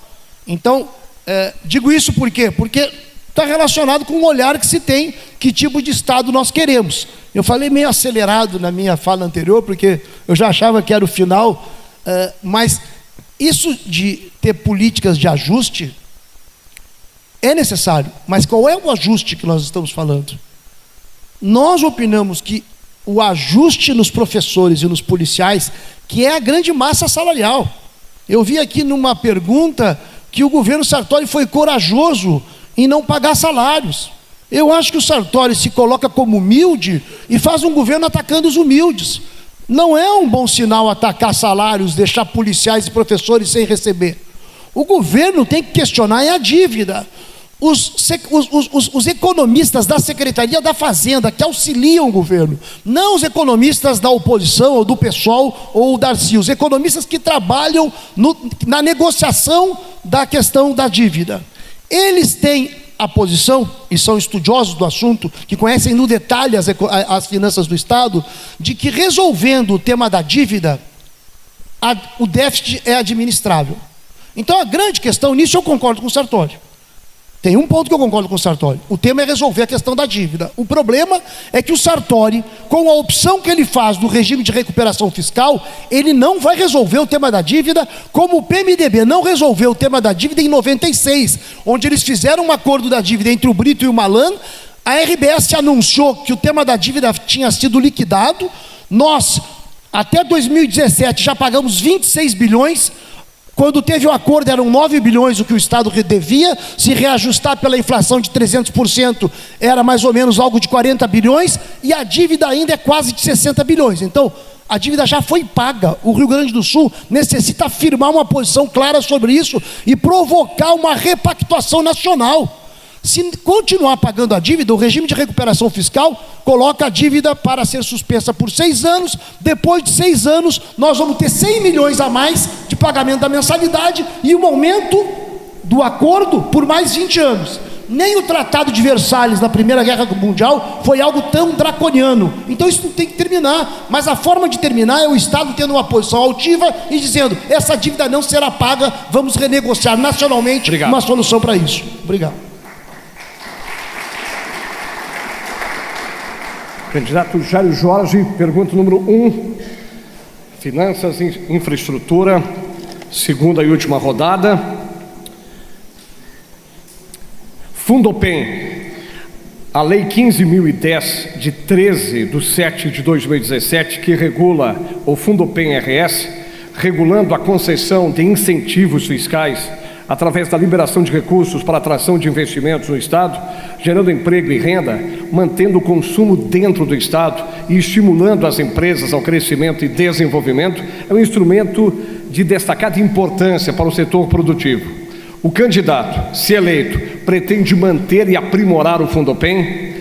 Quais serão as providências no sentido de desburocratizar o acesso e equalizar a questão que envolve uma maior agilidade do Estado quanto à análise e aprovação? Como governador, quais as ações que pretende tomar para que o ente público possa cumprir com a mesma agilidade exigida dos proponentes os trâmites e prazos de análise, aprovação e execução do projeto? Veja, o Fundopem é necessário para que possamos atrair investimentos e empreendedores, mas é preciso usar com parcimônia, é preciso usar com garantias de que este recurso público, porque é um recurso nosso, da sociedade, que está sendo investido para que este empreendedor possa gerar empregos, e gerando emprego, gerando desenvolvimento. Portanto, é necessário sim que haja resultados, resolutividade. Em nome do sigilo fiscal, muitas vezes nós temos uma caixa preta que não é decifrada. Nós precisamos ter, claro, cuidado, o sigilo fiscal é necessário, para que não tenhamos uma assimetria, ou seja, expor uma empresa, já que está se querendo investir para que ela gere mais emprego e desenvolvimento, nós não podemos expô-la à concorrência. Mas entre isso e o que é hoje, há um grande abismo. Nós temos que ter estes resultados, nós temos que ter esta transparência, observado, obviamente, a questão do sigilo fiscal e da garantia, né, da liberdade e também da defesa, né, dos interesses que são legítimos. Então eu defendo sim a manutenção, mas o aprimoramento do Fundopem. Eu entendo que Santa Catarina criou uma engenharia muito importante chamada Proemprego em 2007, isso já tem 11 anos, eu estive com o governador Raimundo Colombo, é um exemplo, veja, são, né, administrações diferentes, é o mesmo caso do Paraná, é o caso do Ceará. O Ceará fez isso há muito tempo. O exemplo de Santa Catarina com o TTD, o tratamento tributário diferenciado, é o que o Ceará fez, na época que Ciro Gomes era governador. Isso teve continuidade nos governos. Isso fez com que empresas aqui do Rio Grande do Sul estejam lá, no Ceará. Uma planta lá que estava aqui no Vale do Sapateiro está lá com 25 mil empregos. Portanto, nós temos que ter capacidade de atrair os investimentos, sim. Nós temos que usar os incentivos, modernizá-los, e vou à luz do Proemprego Santa Catarina, porque é permitido isso, vamos agilizar, modernizar e ter incentivos com parcimônia. Vamos também ter celeridade. É preciso ter celeridade. Não existe a conversa que nós estamos hoje fazendo, 40 dias, 50 dias. Hoje o licenciamento de um grande empreendimento no Rio Grande do Sul é de 900 dias, para mais. Essa é a realidade do Rio Grande do Sul. A propaganda às vezes é diferente. Mas a realidade do Rio Grande do Sul que eu vi é essa. 2 anos para um agricultor, um empreendedor, ter aprovação para limpeza de canais de irrigação em Arroio Grande. 2 anos em Uruguaiana para um produtor rural ter a aprovação de um pivô. É esse o tempo que está matando os nossos empreendedores, a burocracia. Então vamos fazer o licenciamento célere, de forma, né, para que a gente possa trazer investimentos, fazer o Rio Grande do Sul crescer. Nós temos que dar exemplo. O estado do Rio Grande do Sul tem que ser o estado mais inovador, o estado mais célere do Brasil. E hoje nós não somos, mas nós podemos nos tornar, e por isso que eu digo que o nosso estado tem solução, sim.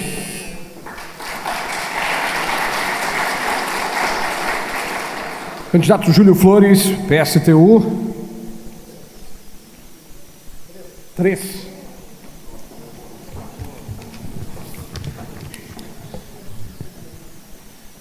Em 47 anos de governo, apenas 2 governos estaduais não fecharam no vermelho.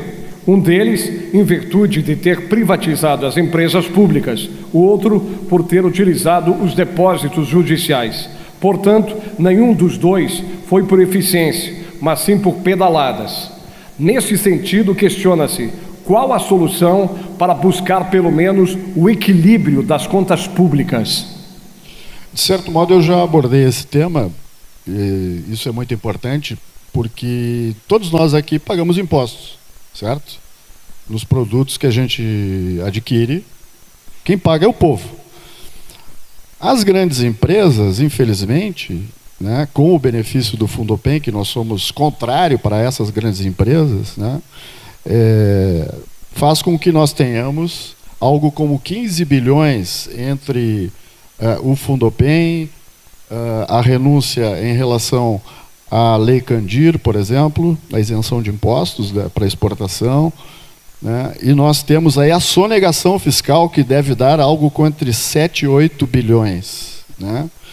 Então, é recuperar isso, acabar com as isenções fiscais, né? Para as grandes empresas, obviamente, porque quem precisa de financiamento, quem precisa de isenção de impostos, em primeiro lugar, são os trabalhadores, é o povo. Em segundo lugar, os pequenos empresários, particularmente aqueles que lidam com a agricultura familiar. Né? E, por outro lado, eu acho que tem que parar de pagar essa dívida, porque ela foi feito um acordo espúrio a juros escorchantes, que deu o salto de 9 para 67 bilhões a dívida nós já pagamos. E o que nós pagamos, de fato, é apenas juros e amortizações, e a dívida sempre cresce. Então, para ter recursos, aí, algo como 30 bilhões para investir nas áreas sociais, é necessário tomar uma medida firme em relação a isso. É necessário que a gente acabe com as isenções, deixe de pagar a dívida, combata a sonegação fiscal, né, de tal maneira que a gente possa ter esses recursos e poder investir na saúde, na educação, na segurança, né? Aliás, né, o governo sequer investe na educação aquilo que é necessário. Com esses recursos todos, a gente poderia pagar o piso para os educadores, recuperar as perdas salariais dos servidores públicos, né, as perdas históricas, e sobraria troco para a gente investir na saúde, né, na educação, né, em outras questões, né, e na segurança pública, né? O que de fato nós poderíamos, por exemplo, investir num plano de obras públicas que, ao mesmo tempo que construísse hospitais, moradias populares, obras de infraestrutura e saneamento básico, né, nós poderíamos gerar empregos aí. Nós poderíamos investir numa reforma agrária que expropriasse o latifúndio e construísse aí pequenas propriedades rurais e fazendas coletivas, expropriando o agronegócio, de tal maneira que a gente pudesse ter mais empregos, né? Junto com a redução da jornada de trabalho. Sem redução de salários, nós poderíamos acabar com o desemprego dos 2 milhões de desempregados que temos hoje no Rio Grande do Sul. Encerrando a rodada e também as perguntas nesse painel, candidato Eduardo Leite, Economia, Finanças, Infraestrutura. Comumente ouvimos os candidatos dizerem que tem a solução para tudo, fórmulas mágicas para todos os problemas. Como haverá a possibilidade de governabilidade e investimentos se a folha de pagamento representa em torno de 65% do orçamento, sendo que o déficit acumulado neste ano de 2018 até a presente data é de 5 bilhões de reais?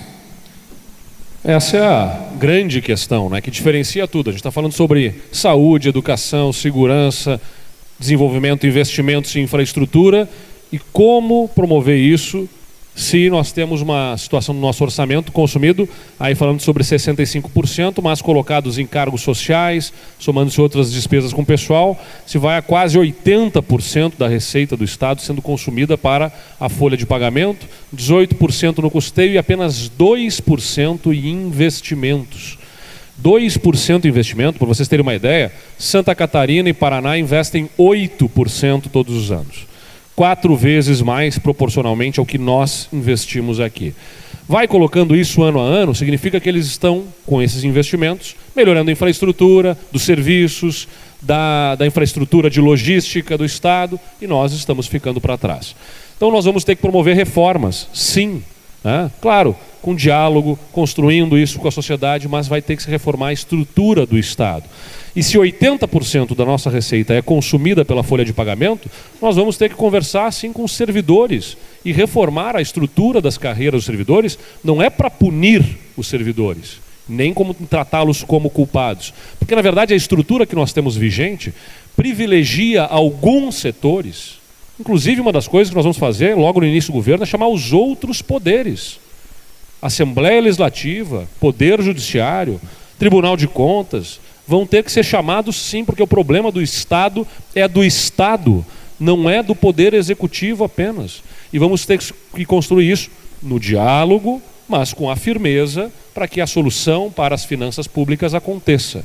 Reforma na estrutura das carreiras para que caiba no bolso o Estado que se tem. E incremento das receitas a partir do desenvolvimento econômico.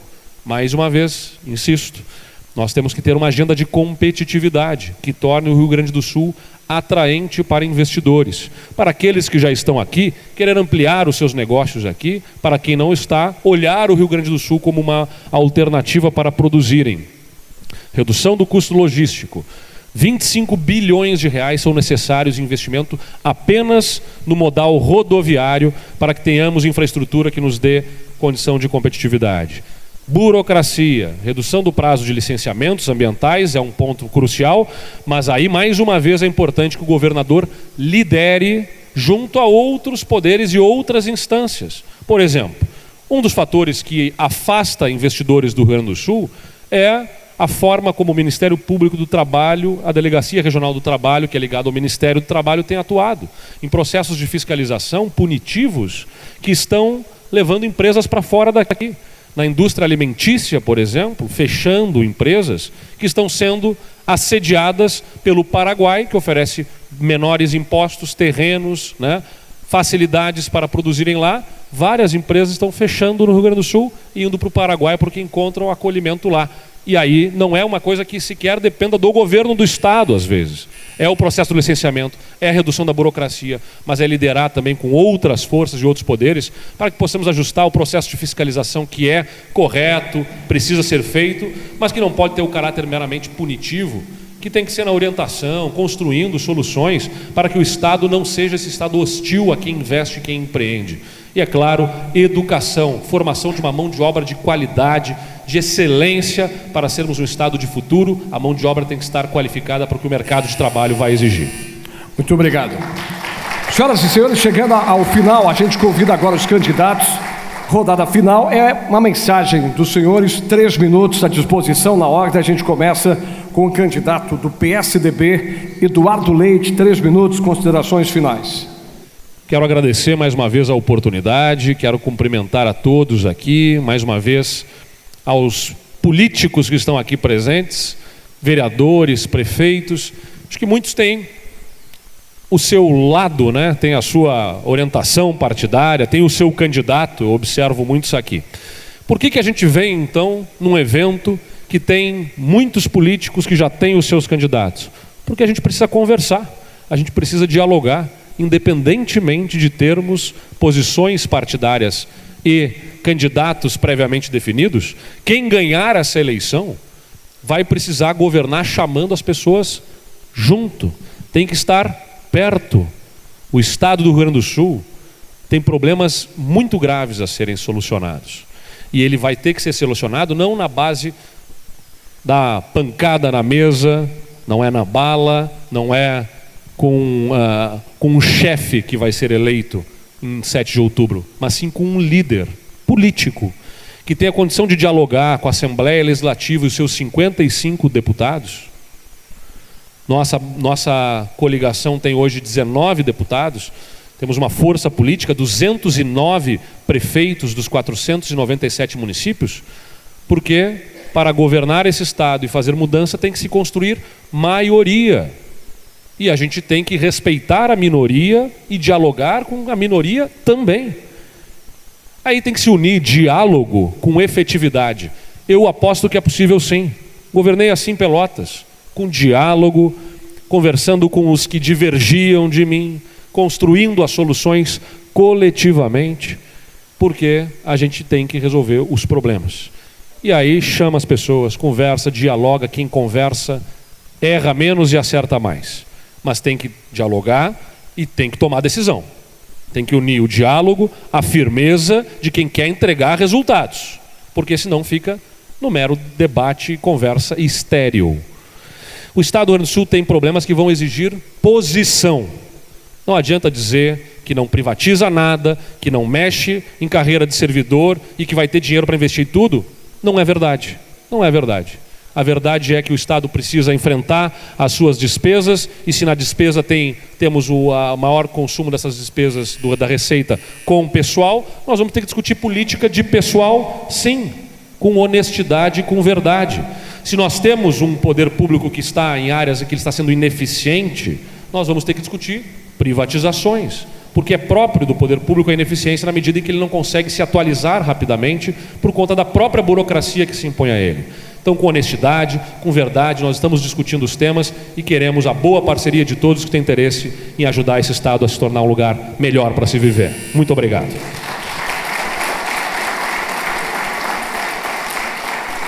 Candidato Roberto Robaina, suas colocações finais, 3 minutos. Obrigado pelo convite, obrigado pela atenção. Eu também nisso considero, como Eduardo Leite, que era uma obrigação vir aqui conversar. Nós queremos governar, temos uma orientação muito distinta da orientação que vem sendo levada adiante pelo que nós chamamos de política tradicional. Nós achamos que a política tradicional tem provocado a crise e não solucionado a crise. Nós sabemos que existe uma crise fiscal no Estado do Rio Grande do Sul.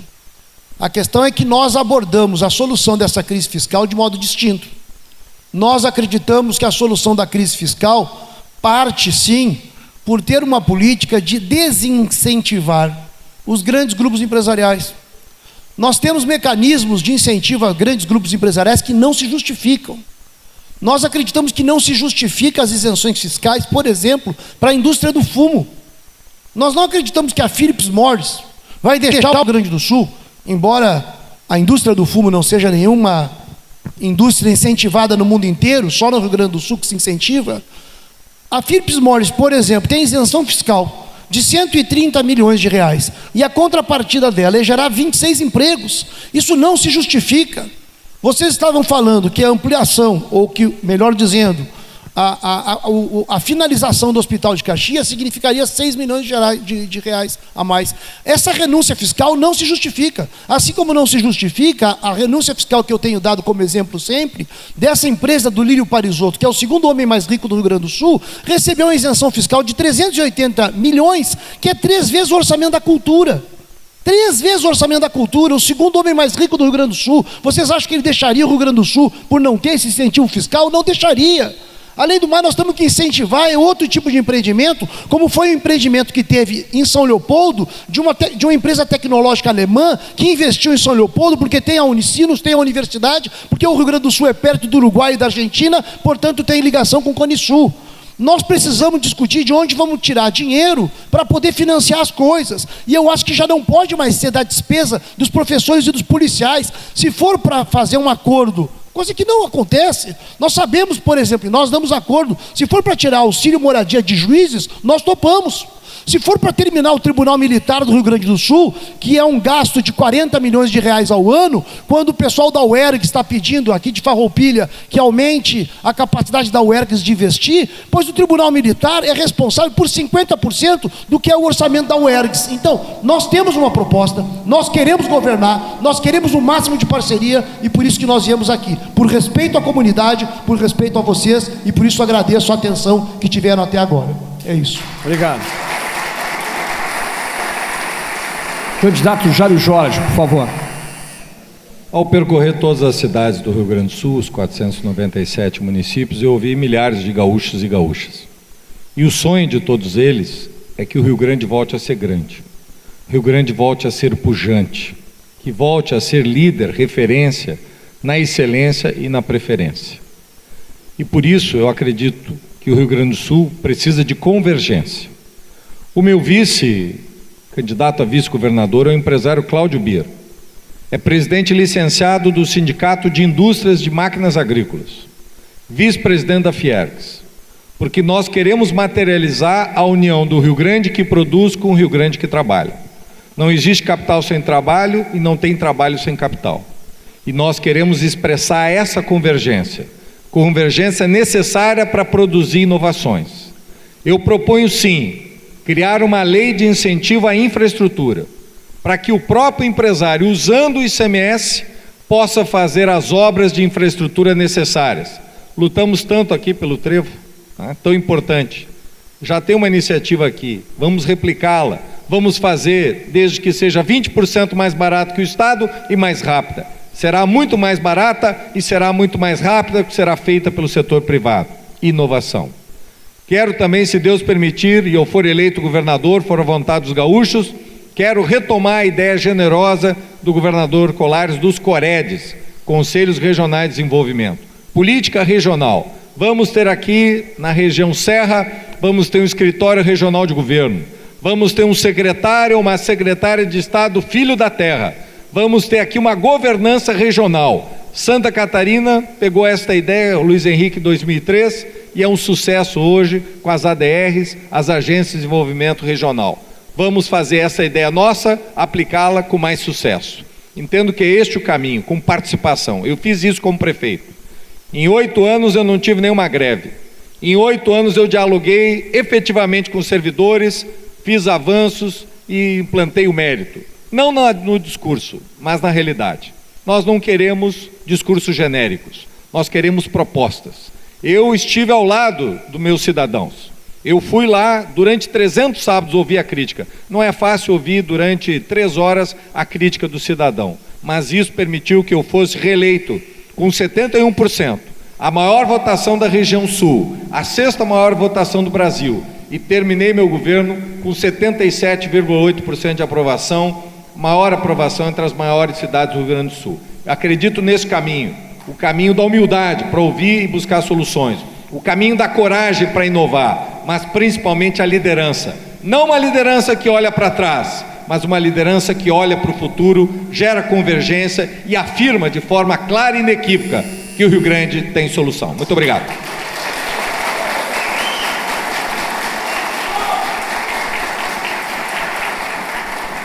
Candidato Júlio Flores, suas considerações finais. Então, muito obrigado pelo convite, obrigado pela atenção de todos vocês. Nós fizemos um esforço hercúleo sob intempéries, a Ana Clélia e eu, para chegarmos aqui sob chuva, né, em respeito à comunidade da Serra, né. Eu acho que essa região do estado é muito importante e nós precisamos ter uma atenção especial em relação a isso. Então, vocês perceberam, obviamente, que o nosso projeto, digamos assim, ele é totalmente distinto da ampla maioria das candidaturas e partidos que estão envolvidos no processo eleitoral. Porque eles propõem justamente a inversão dessa lógica, né? Porque, em geral, a maior parte das candidaturas e projetos olha para os de cima e quer continuar beneficiando os grandes, né? O banqueiro, o industrial, né? O grande comerciante, o latifundiário, o agronegócio. Em geral, as propostas são nesse sentido. Nós olhamos para os de baixo, né? São os trabalhadores, os desempregados, as mulheres, né? O povo pobre desse estado e desse país, daqui da região, e temos uma atenção especial para eles, porque historicamente o nosso empresariado brasileiro tem no seu DNA o escravismo, né? Não esqueçam que o Brasil, historicamente, foi um país escravista, por isso faz uma reforma trabalhista, como foi feita, né, que tira direito dos trabalhadores e obriga um trabalhador, por exemplo, a pagar uma ação contra o seu patrão, o que é um absurdo, né? Quer uma reforma da Previdência para retirar direito dos trabalhadores e beneficiar a iniciativa privada, que são os grandes. Enfim, né, infelizmente, a maior parte das candidaturas, com vários matizes, né, e particularmente um mais violento que prefere recorrer às armas e ser preconceituoso, como é o caso do Bolsonaro, com a maioria da população de negros, mulheres, LGBTs, né, e que incentiva a violência e os assassinatos, que nós temos que rechaçar, né. É preciso que a gente tenha, né, uma alternativa dos trabalhadores.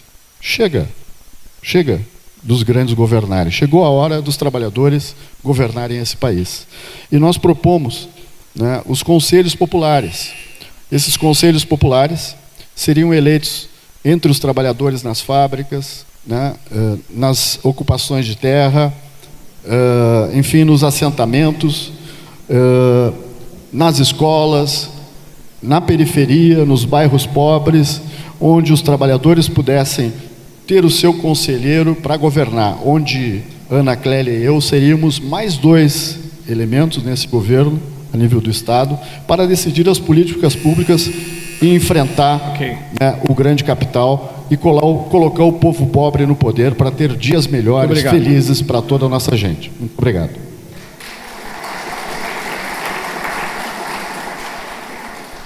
Agradecemos a todos. Só um detalhe, o pessoal, o núcleo das artesãs da SIX deixou para vocês um mimo à esquerda aí, que é um trabalho das artesãs aqui de Farroupilha.